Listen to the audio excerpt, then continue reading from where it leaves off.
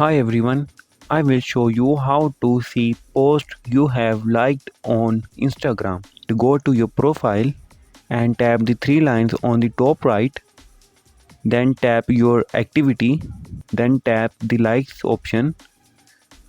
Now you can see the post which I liked, and there are the more options on the top. If you tap these options, it will show you the old post and the new post which you have to like.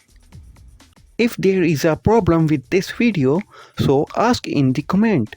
Any problem related to social media and internet, let us know in the comment bar so we can make a video on it. Please like this video and press the bell icon for any update.